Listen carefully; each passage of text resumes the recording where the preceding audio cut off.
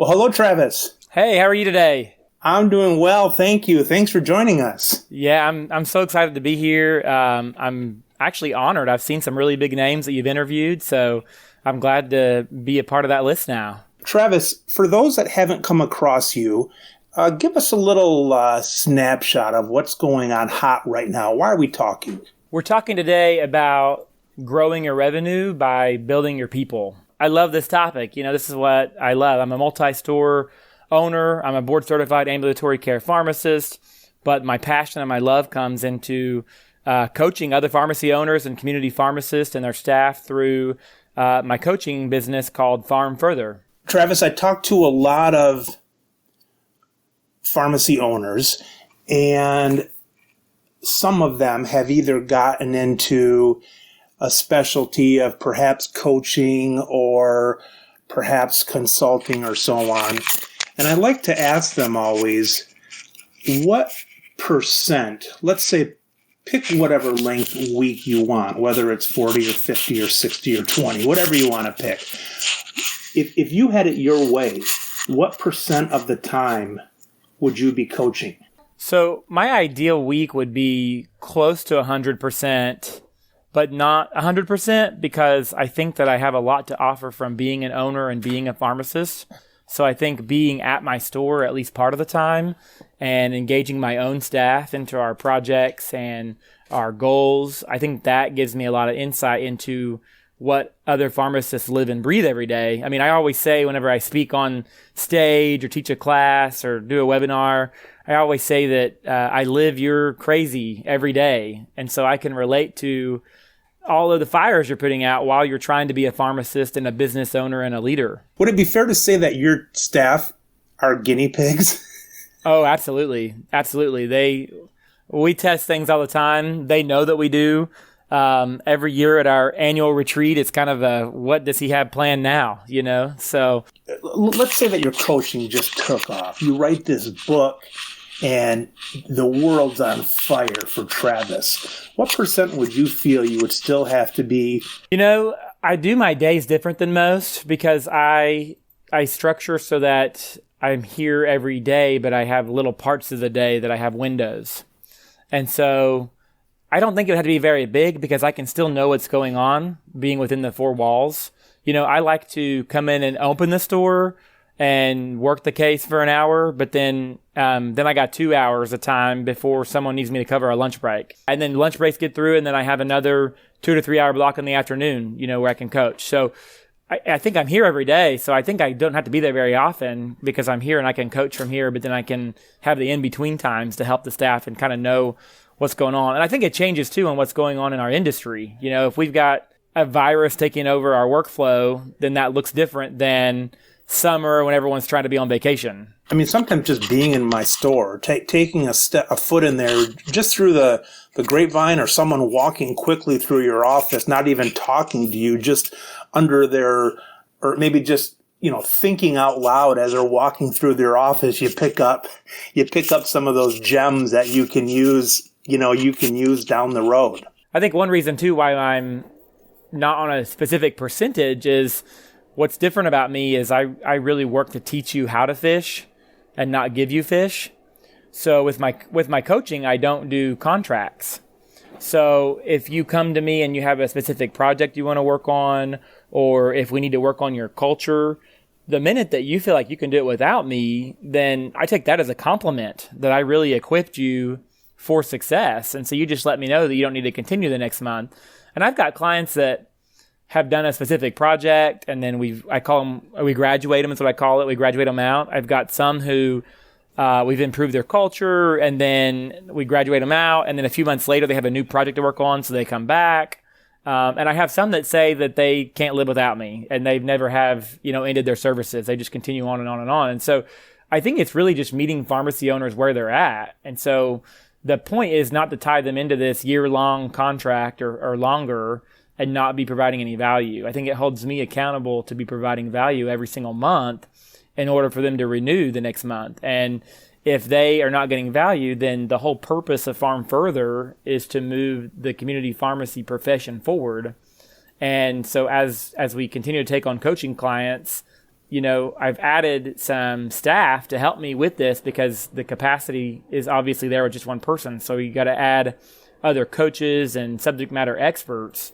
But as we've moved through that, I need to be graduating people out so they can keep the profession moving forward. And that's the whole purpose. Yeah. Well, so Travis, you and I were going to talk months ago, and it didn't quite work out with our schedule. And so we finally met up here, and I was online trying to get more information of currently what was happening with you. And it seems like everything that I clicked on, all I was seeing was Pharmacist of the Year, Pharmacist of the Year, Pharmacist of the Year. I couldn't get into any meat and potatoes because that's what was on every search result I found. So what's going on with that? Who are you Pharmacist of the Year for and when? They've been compiled over probably the last 4 to 6 years or so, just from various organizations. Anything from something local to something international, a couple of national ones. And most of them I'm surprised by. So I'm not sure how they get a hold of me or my name or my info. That's a great question. Maybe, yeah, I don't have anything for you on that one.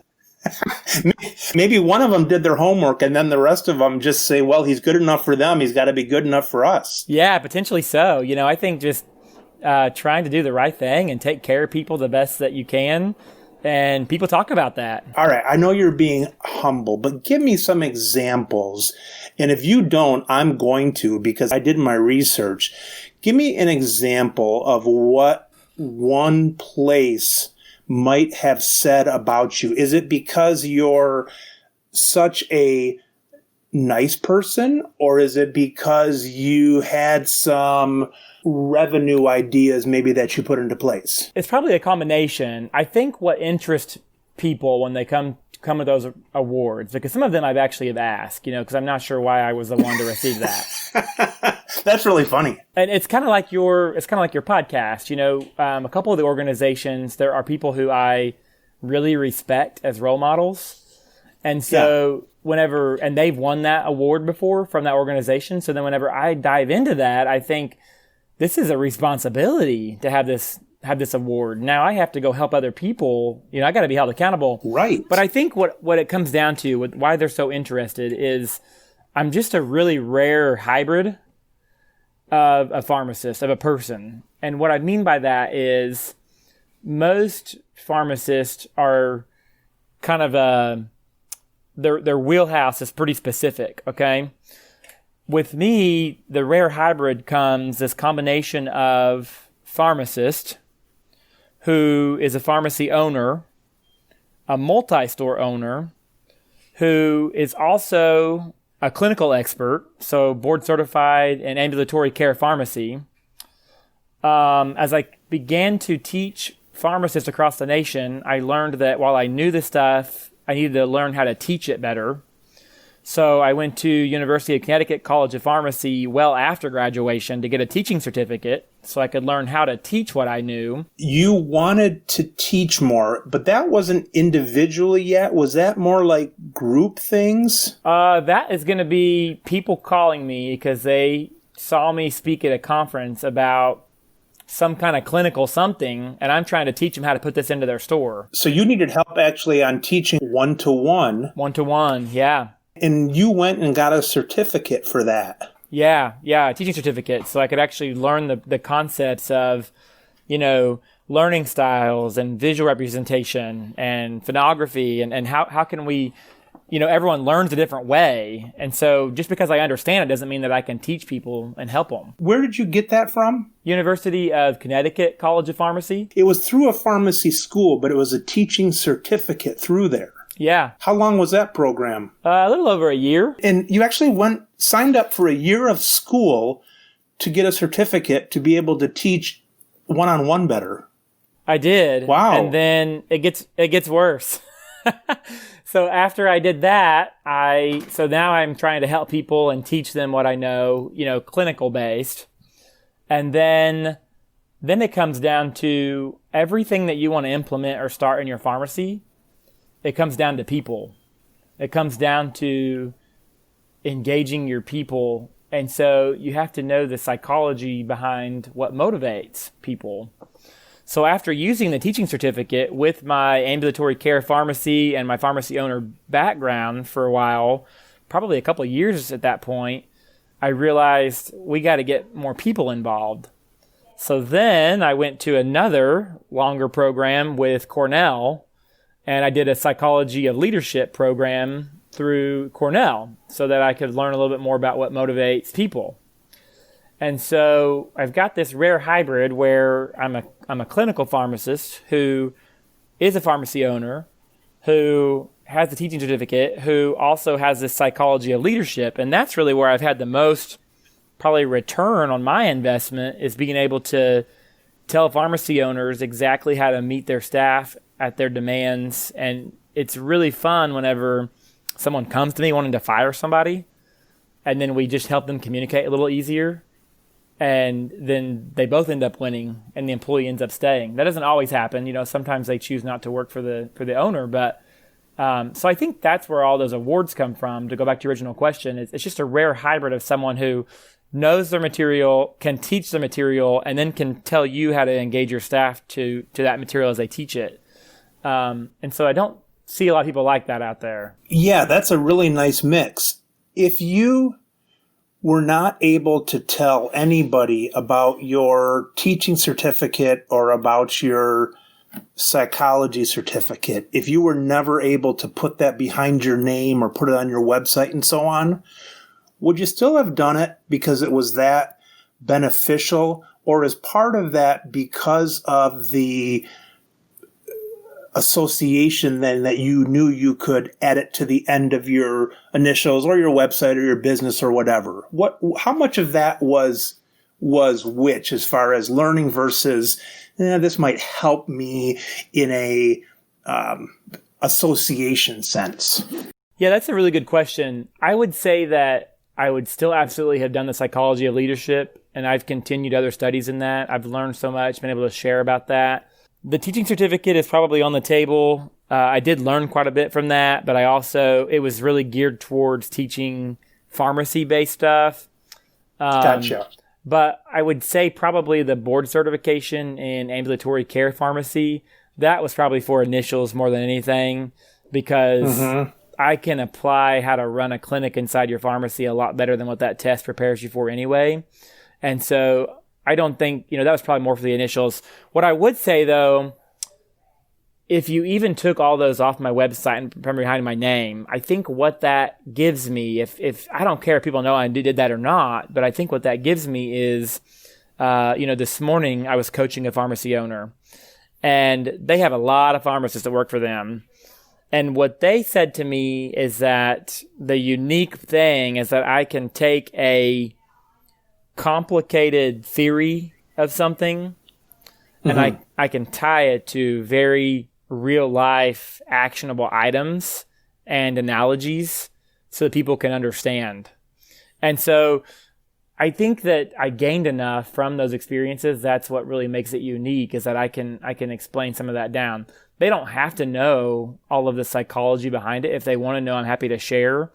What they need to know is how they need to talk to their employee, how they need to track and metrics their goals so they can implement things successfully.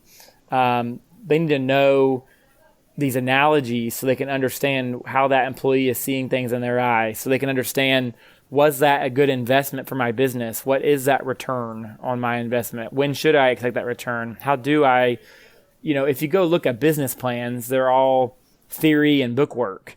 So how do we apply that to your actual book of business, and how do we let you know whether you were successful or not? And I think with pharmacists especially, they struggle with this because here's kind of a counterintuitive balance we have here. Many pharmacists are type A people who like to know what's expected, what's predicted. They really like that black and white area. They don't care for the gray areas. Okay? Yeah. Yet we have chosen to be in a business as pharmacy owners where we have very little control over how much money we're going to make every year. And most of us have no idea what we're going to make until we get to tax time.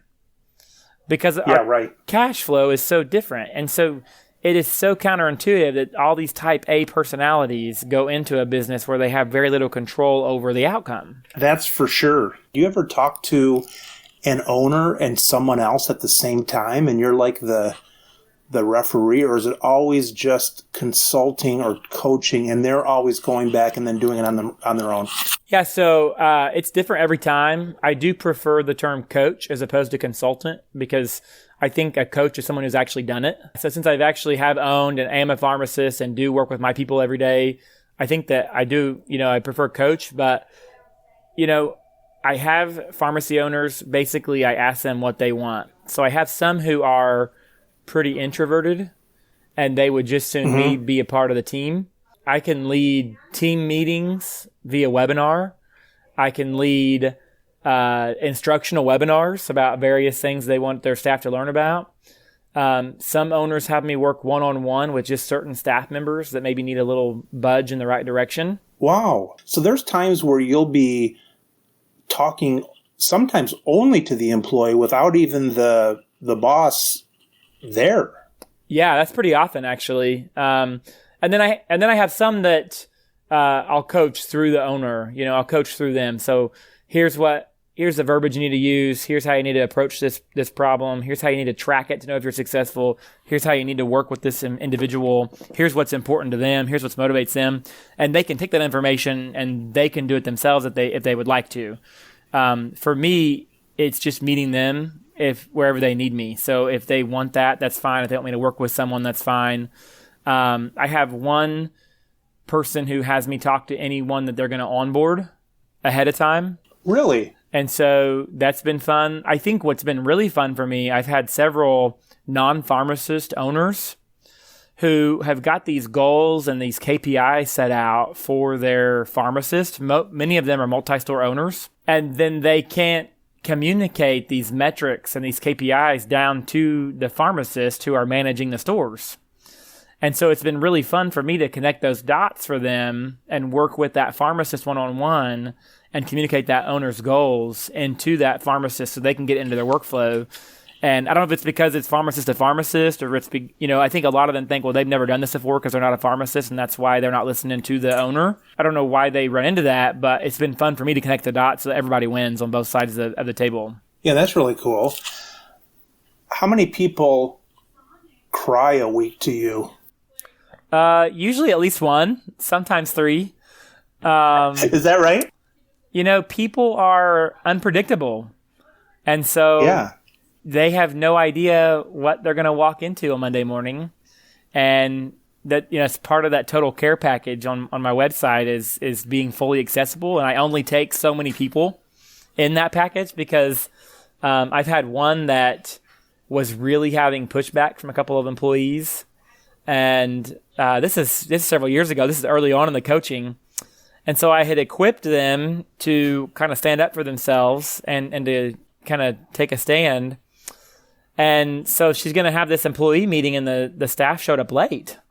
And so she ended up locking the door and then didn't let them in for the meeting. This is not my advice, by the way. This is just her. She's one that wanted me to coach her. And then in that instance, and in a lot of instances, the staff don't even know about me. And that's good. That's good with me. They don't have to know about me. They need to know that their leader is capable of leading them. So that's great with me. So after she gets out of the meeting, she goes and unlocks the door, wishes these two girls have been standing outside, good day to you, happy morning. And then she goes and locks herself in the bathroom and calls me. What do I do now? And so I'm right. So it happens. But at the end of the day, all of the people I coach, they're people too. And people are unpredictable. So that's what keeps it fun. But I love that part of it. And I love that we're not always able to know what our day's going to look like. And that's okay. It's okay to be able to pivot and look at it. I had one coaching client that hired a pharmacist recently. And that pharmacist ended up just being completely crazy. And it was really interesting to work through, and it helped the owner really grow a lot. I mean, it really, really did. Do you think it's good or bad that a pharmacist is like 5 feet from these people all day, working right with them? Is that a good thing, or do you think that just adds to more frustration because people are working so closely?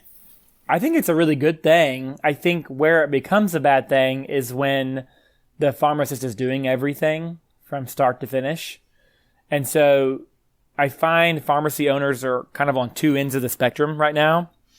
And I find that either they have went to extra trainings and they've sent their staff to extra trainings and they have really high output clinical programs already inside their four walls, or they are working inside doctor's offices and doing incident 2 visits and that kind of thing.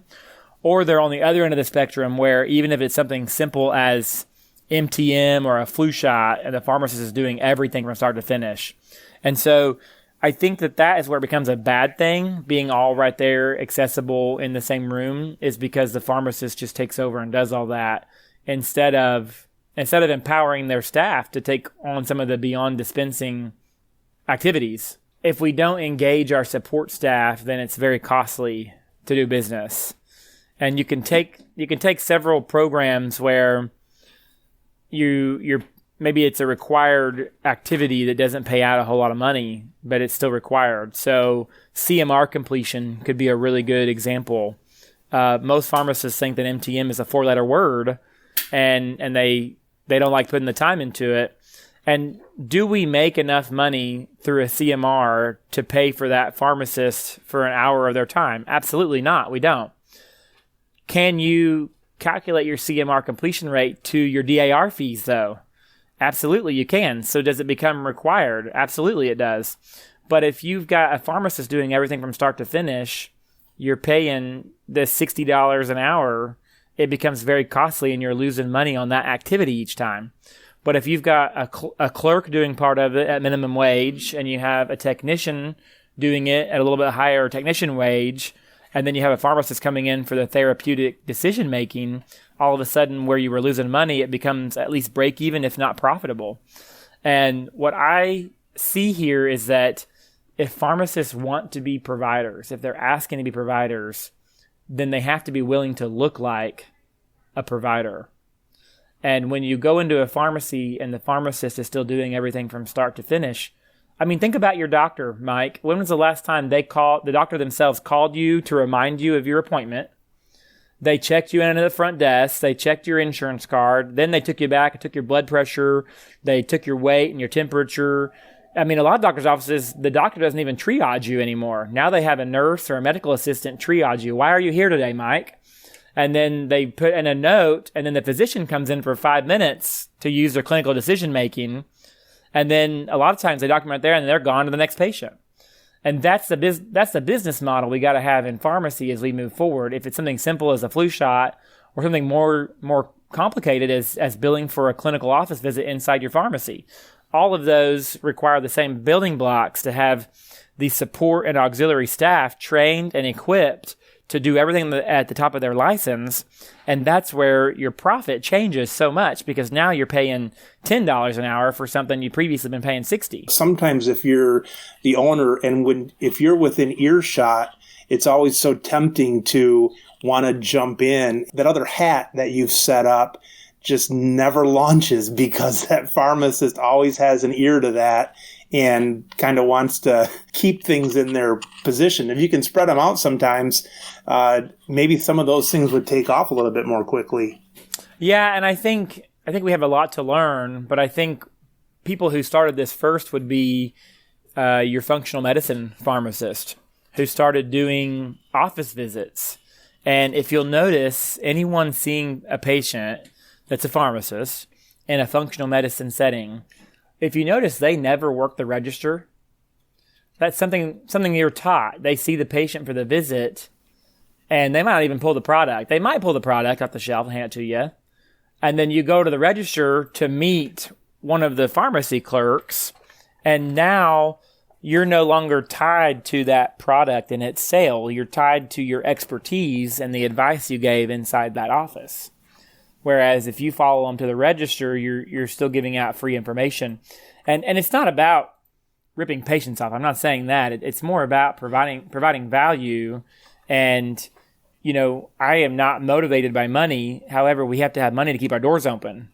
So if we're not doing this profitably, then our patients really suffer because our doors at some point close. In our pharmacy, I've been working a lot more in there lately because I've had some staff quit and I've let go some. We've gotten tighter. A lot of that's just because of some of the writing on the wall of maybe people hearing me complain all the time about the decreased spread and things like that. But it takes commitment that I will rarely handle something in the pharmacy that someone else can handle. So I don't know how to work the register, and I'll rarely answer a phone on insurance. I'll rarely answer something else.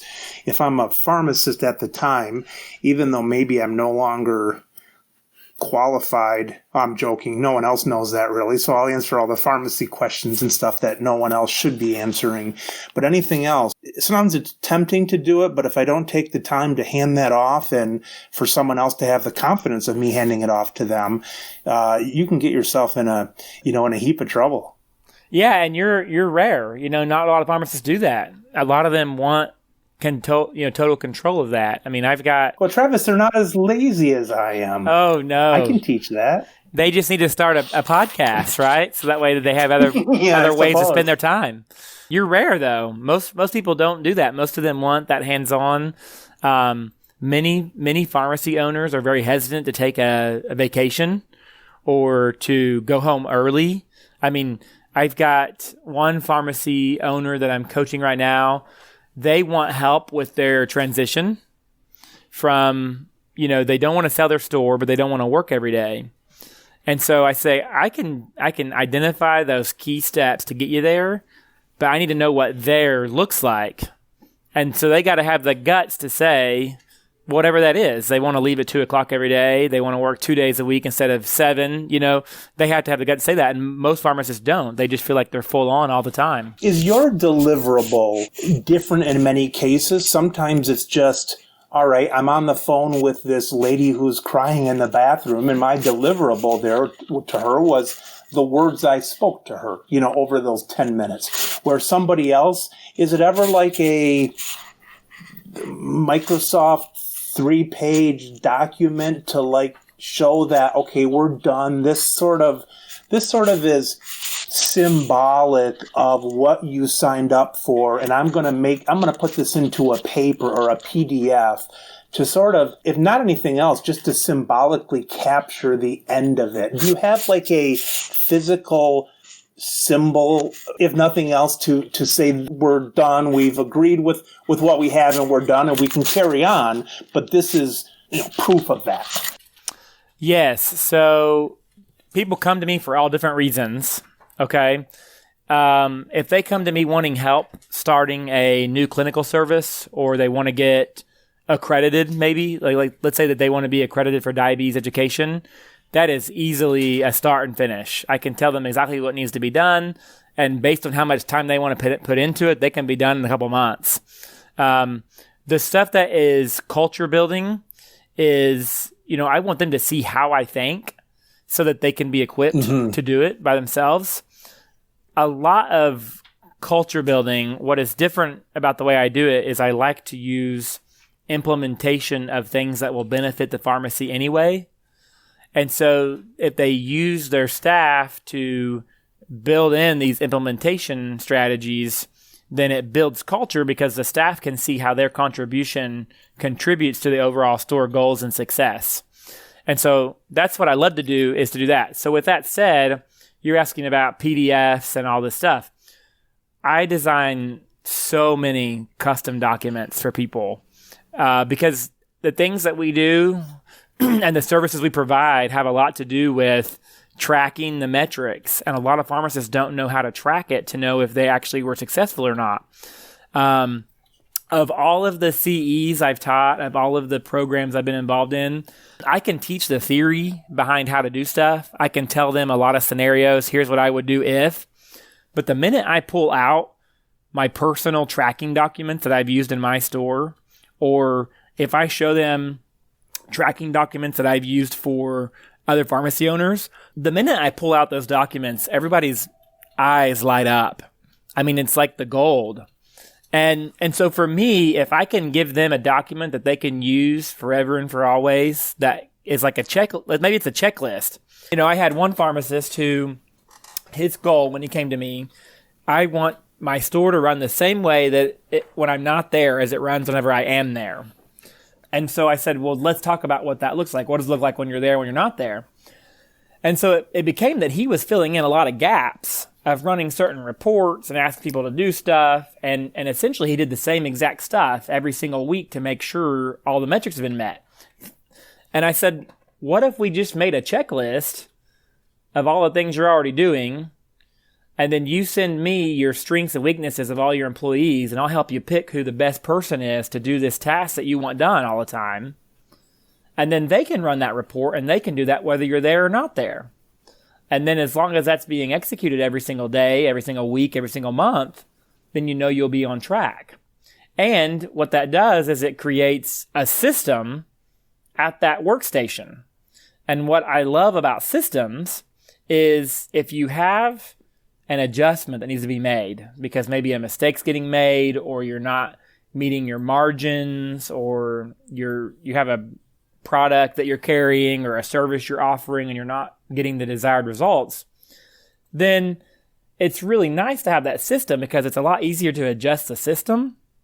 And then any employee that touches that now is following the new system, as opposed to figuring out, oh, well, Mike did it this way and Travis does it this way. So who did it? Who can we do? You know, who's going to be responsible for fixing this? So those checklists ultimately create systems. And so my clients get so many different types of documents. The other thing that is really unique is I have a very unique way that I do action plans.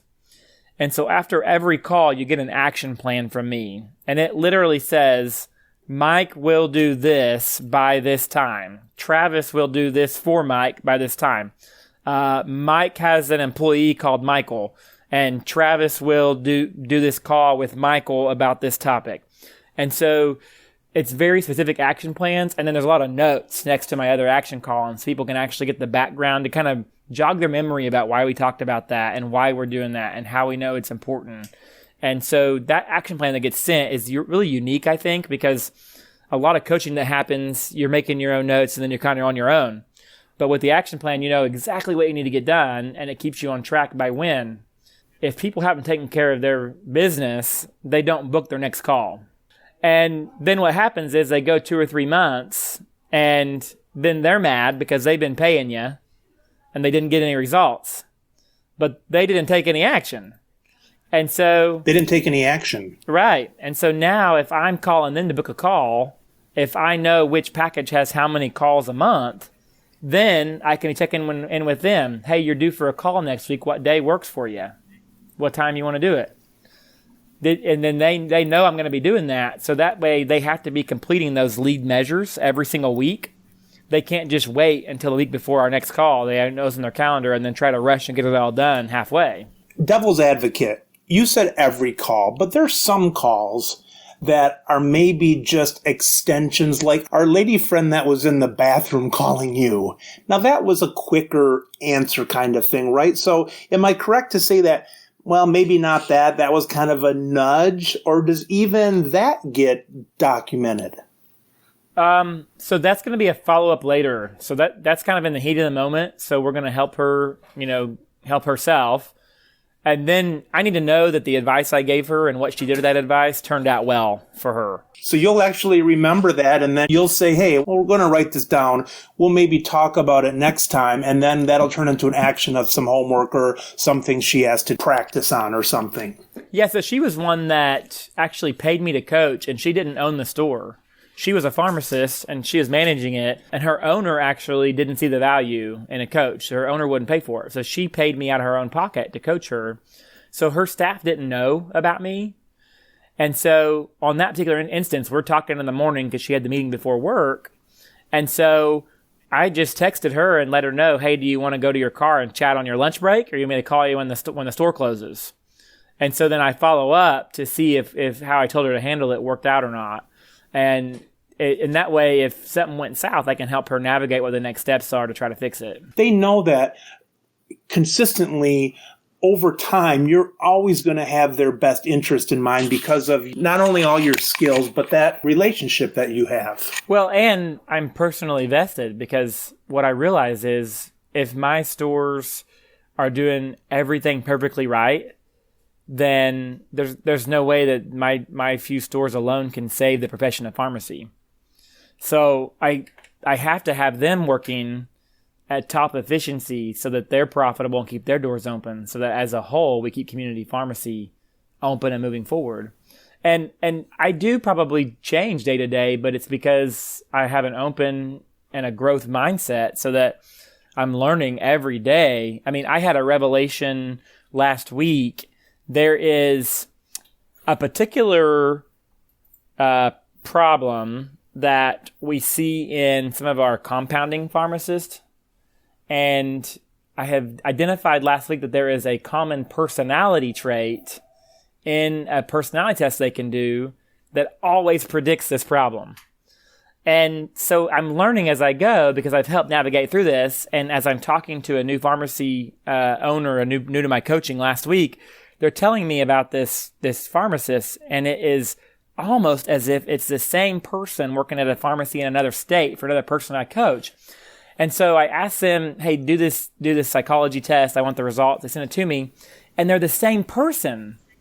And so another issue that I've seen is if you have someone that's a technician who is kind of a relator and really likable, they're not really great with lead measures. They're not a very good implementer.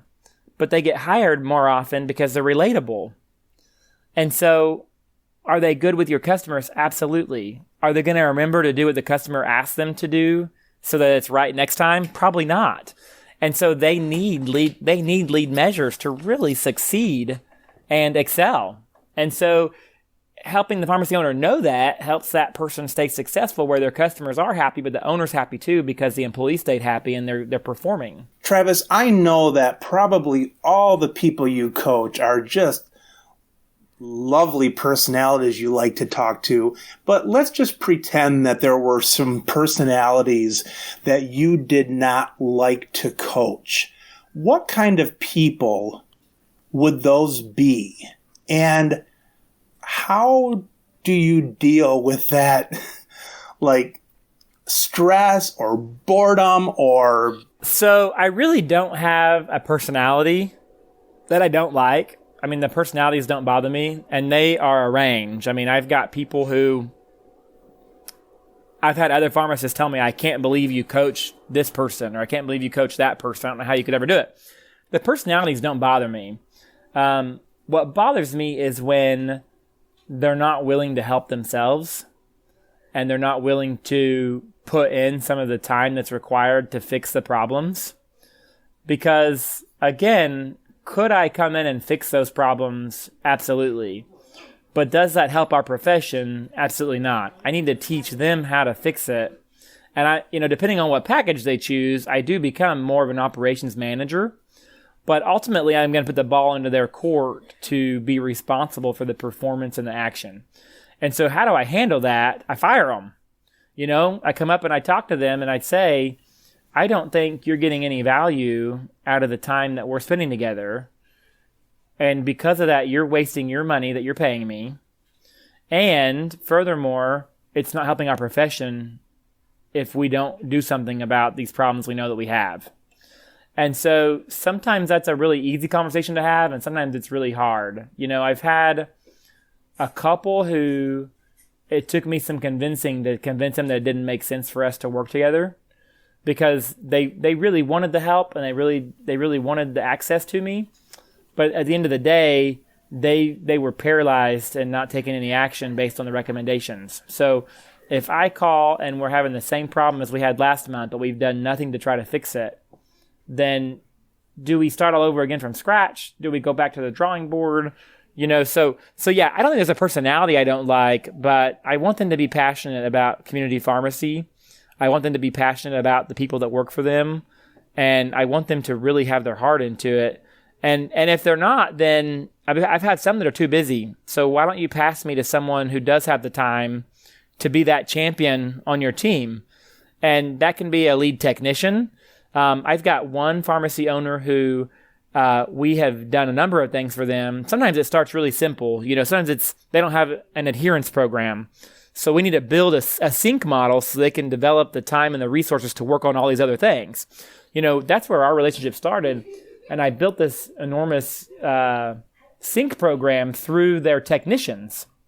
And a few weeks ago, this pharmacy owner had her house plowed over by a tornado. She doesn't have a home. She doesn't have any cars. She doesn't have anything.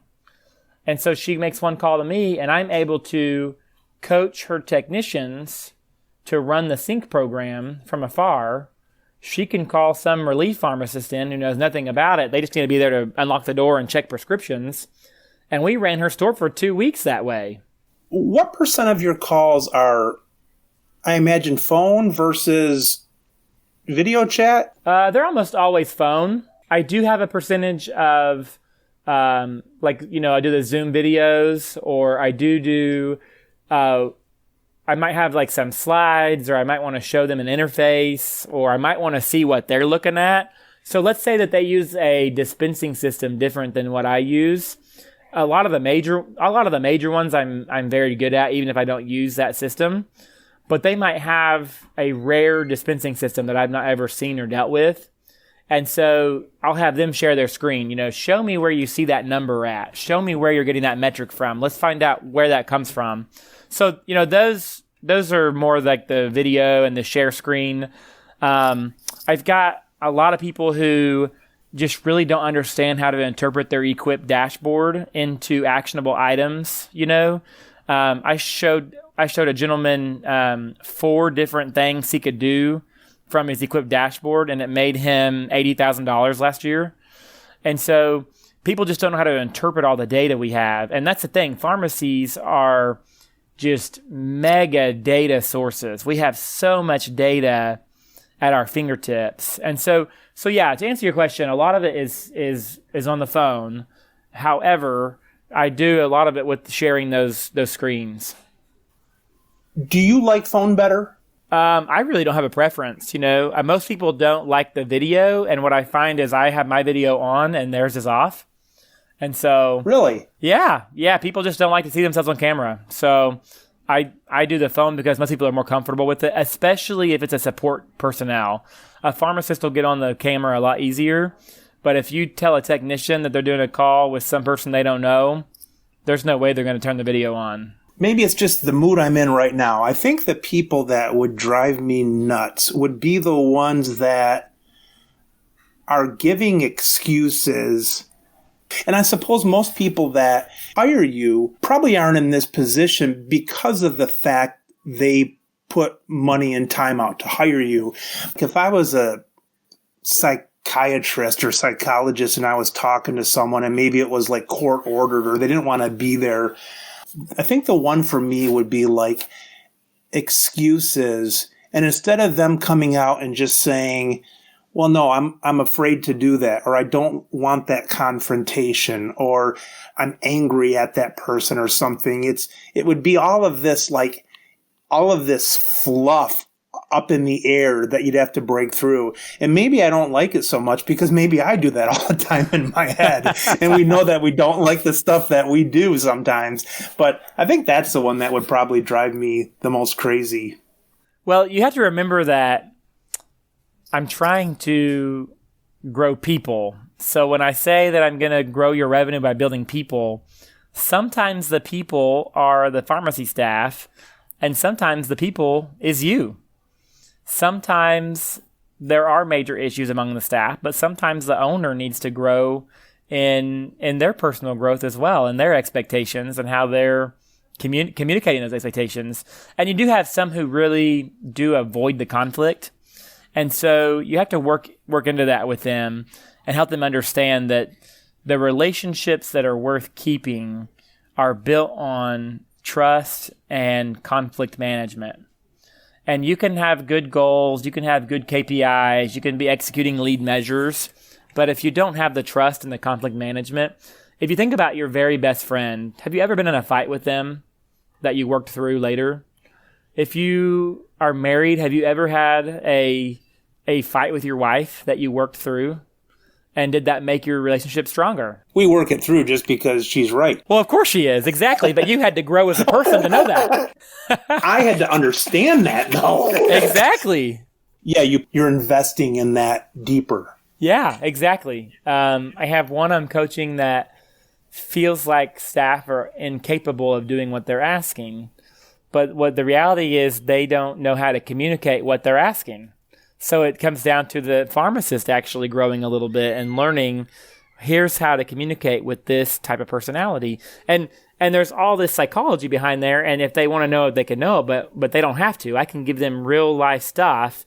Oh, that technician needs lead measures to be successful.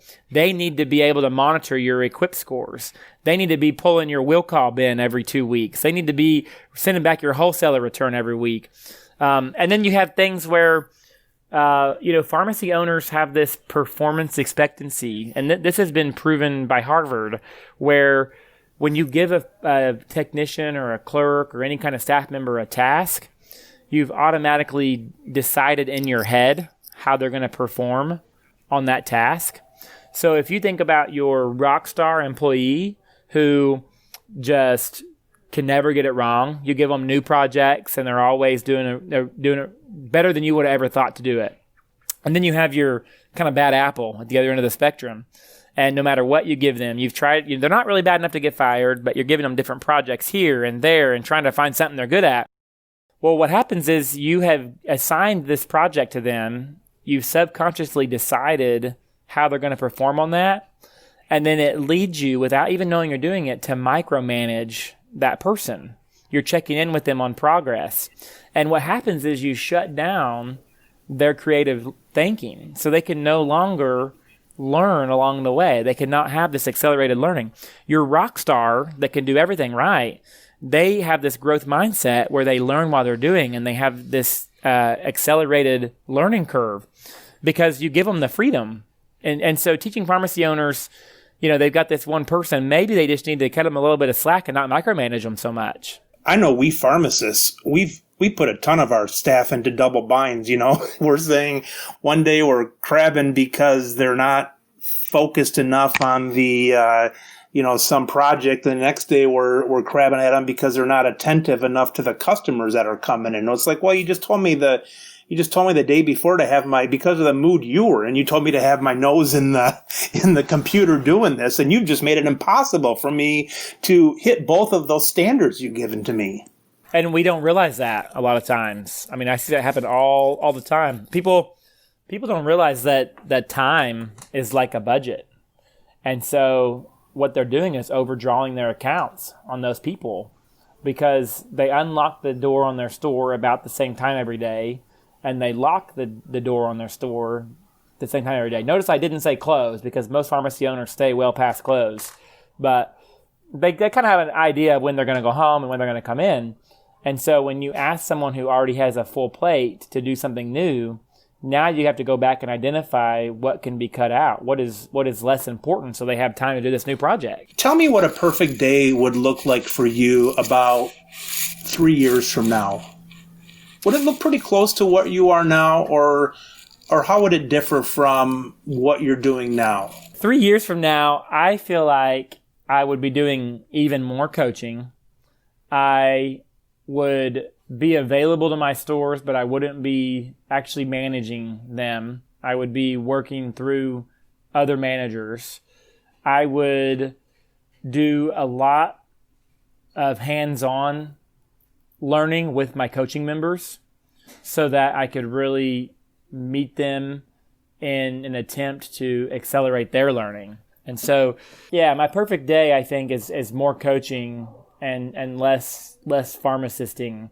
However, like I said, I don't ever want that to be 100% because I do want to be in the know and understand what current events are happening so that whenever I get that crazy letter from Express Scripts or Caremark, I can quickly pass the message and relate it. Or if I have a certain employee issue, I mean, with coronavirus right now, There are 8 different states who we've discovered don't have a secure portal for their Employment Security Commission. And Oklahoma is one of those 8 states. And so in this coronavirus world where we have all of this unemployment going on, there are a ton of fraudulent unemployment claims being turned in to the Securities Commission. I coach one store who's had 13 claims of people who have never worked for them, ever. And you have 10 days to catch that. So I think being in the store, being a business owner and knowing that kind of stuff, I can now call all my people in those 8 states and say, okay, you got to watch your mail because pharmacy owners don't do that very well. And you got to catch these within 10 days. You have ownership, or you own the 3 pharmacies you've talked about? Yeah, so we run the 2 locations. So we bought 3, and then the second one we bought, we combined under the location of the first. And who is we? My wife, and I have a business partner as well who's also a pharmacist. Will there be a day that you say, I want to be involved in a pharmacy and, be able to walk around and do my stuff, but I don't want any ownership? I just want to coach? I'm not sure yet. That might come someday. I really like the business part behind owning a store. And the ownership really gets your heart into it. Yeah, I really like being able to track all those metrics and implement these new systems into the challenges that change every single day. And the other thing is, with my coaching business, I love to coach 100%. I love that. And I want to be doing more of that. But I'm different in that I really want the pharmacist to have access to the subject matter expert.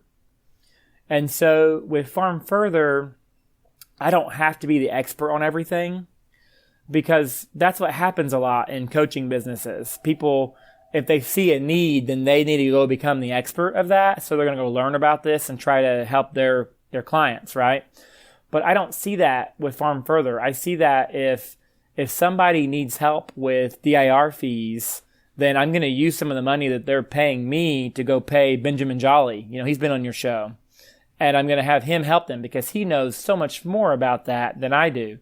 If I know somebody who needs help with inventory management, I'm going to help pay for them to go see Joe Williams. If they need help doing clinical services and Incident 2 visits, I'm going to send them to the Avant Institute with Amina Abubakar. So it's about not having to be the one who knows everything, but getting them to someone who knows far more about it than I do. And then what happens is, they go to these subject matter experts, and most of the subject matter experts, they don't like to do what Amina calls hand-holding, okay? They want to teach you how to be successful and then turn you loose. So now I can use what they're paying me to go find this subject matter expert in whatever they want to accomplish. But then once they have the knowledge, they can return back to me, and I can help with an implementation plan so they continue to implement what they've learned from this person and be successful into their own business model. Is there anything, and if there is, what's the biggest spread between what you preach but you don't practice? Is there anything that you say, I know this is the right thing to do. I know I'm teaching my team this, but I struggle with that personally. Is there anything like that? Well, I am far from perfect. So there are lots of things that I'm sure I don't practice. I would say the one thing I've had the hardest time with is time blocking, because I do like being that all access pass, and I do like task completion. And so it's hard for me to walk away from something before it's complete. But also, part of my mentality of growing up in a pharmacy and being available on the bench when people walk in the door, it is hard to schedule things if you're on the bench because you have no idea. The other day I was about to go home early, and I had other pharmacists. I've got 5 pharmacists that work for me, and they were going to cover for me at my busy store. And a lady comes in who I know really well. She's one of my good patients. I go out and I'm talking to her, and she needs help picking out a Band-Aid for this sore that she has. And so they're filling her prescription. Like, well, sure, let me help you with that, So I go down. So while I'm headed over to the first aid section, she takes off her shoe and takes off her sock. She says, I got this little sore that won't go away. And I could see the bone of her toe on the bottom of her foot. And so now I'm thinking, well, I was headed out the door, but now we got to get an ambulance or we got to get her to an ER. I could see her bone. And she's already lost one toe on her other foot. And she's in here looking for a Band-Aid and some Neosporin, So I would say that's my biggest thing is it's hard for me to time block. I'm very good at scheduling, and I do very, very much value my family time.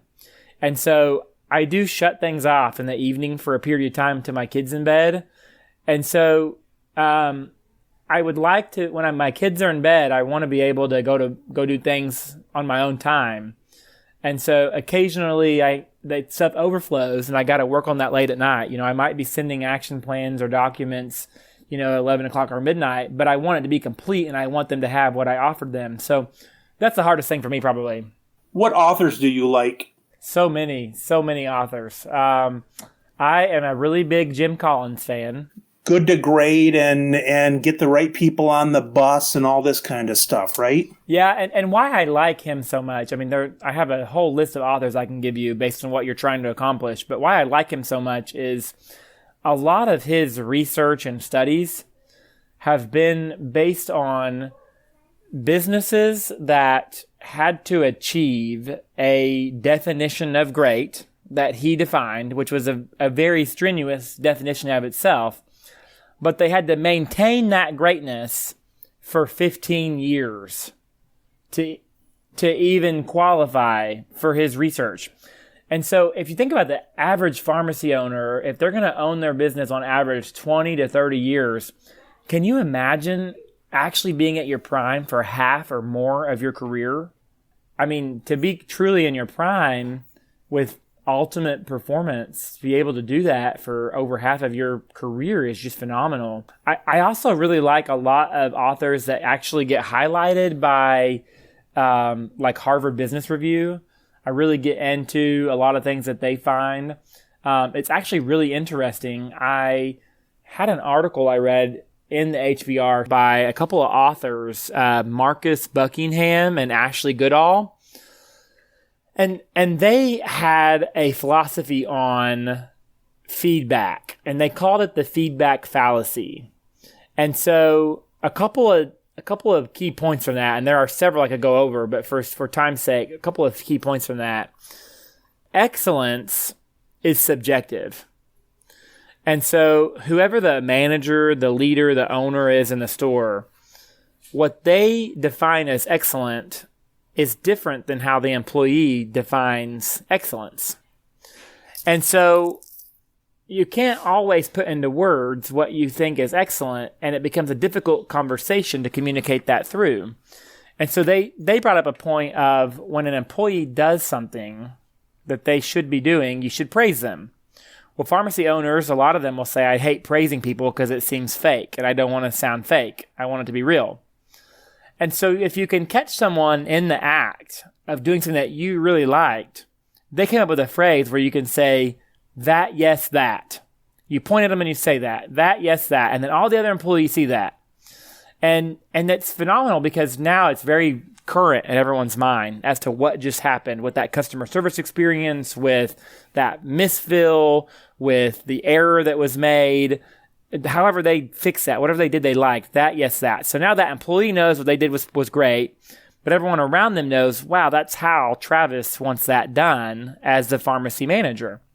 And so then what you get into is people don't always know what you're talking about. It was just second nature. That was what they always do. So what did they do that was so special? So then you can come back with their next step is, did you see what you did there? And then whenever they can't answer that, because that happens sometimes too, then you can say, let me tell you what that looked like to me. And so now, in a few seconds, your whole staff has learned exactly what excellence looks like in your eyes should this come up again. And so they had that feedback fallacy and all of the problems wrong with feedback, because what we tell managers is you need to give your staff more feedback. You need to give them more feedback. And I talked to a pharmacy owner last week they have a daily, sometimes twice daily huddle. They have a weekly meeting, they have a monthly meeting, and they have a quarterly meeting. They have a one-on-one meeting with every staff member every month. I mean, they are meeting out their ears and they're not getting results. And so it has to do with how you're giving those feedback sessions and how you're measuring whether what they're going to do with that information is successful or not. The best plan is only good if it has good execution. And so if you don't execute the plan, then nothing got done and everyone's time was wasted. And so anyway, so fast forward, the reason why I bring them up is someone was telling me about this book called The 9 Lies About Work. And so I'm looking it up, and there are all these misconceptions that we have about what employees want and why they want to work where they do and what gives them job satisfaction.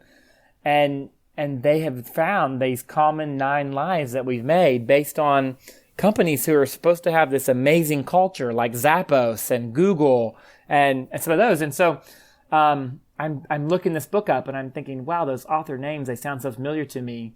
And then I put together, I've been preaching on their HBR article that they wrote for several years now. And so it's the same author. So tons of authors that I really, really love the books and can read them over and over.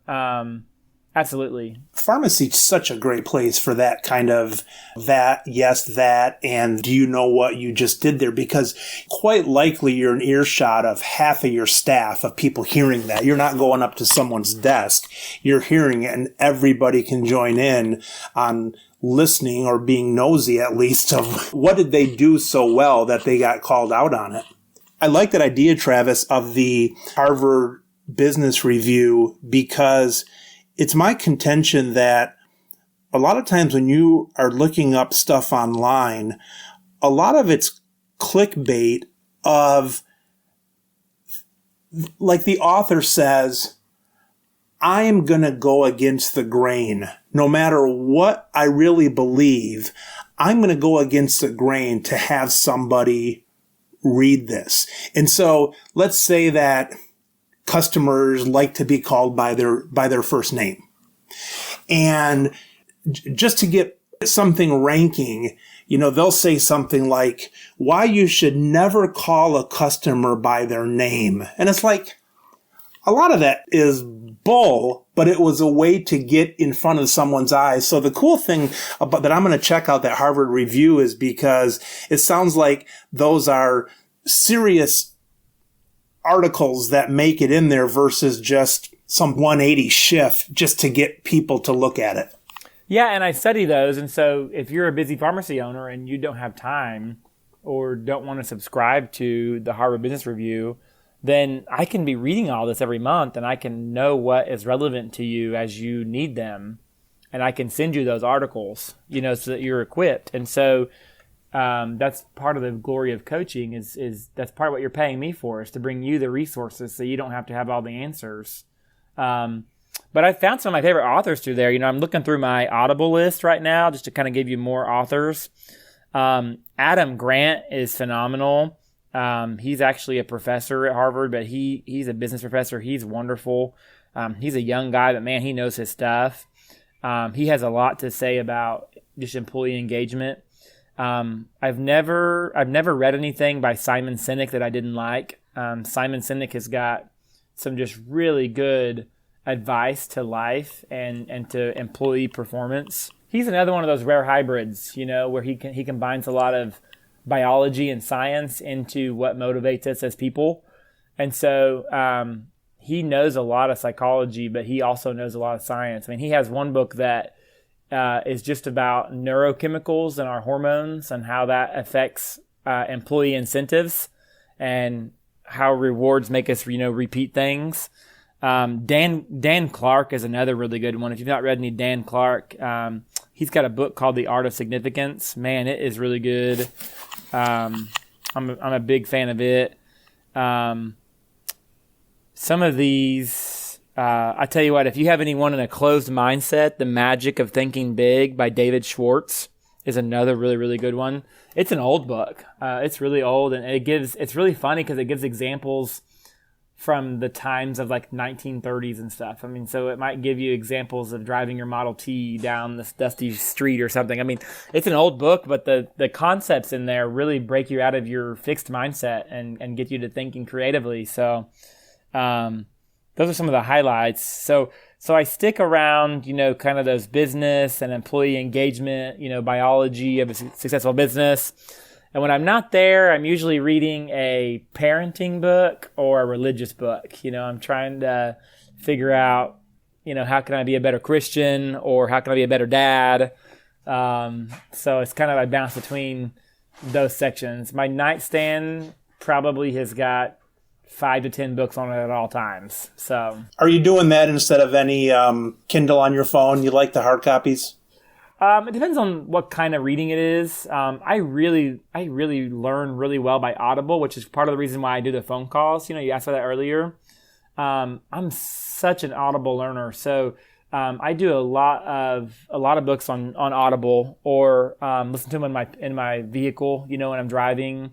I can retain so much of what I hear. I've got a little bit of a photographic memory, so I can remember stuff if I see it.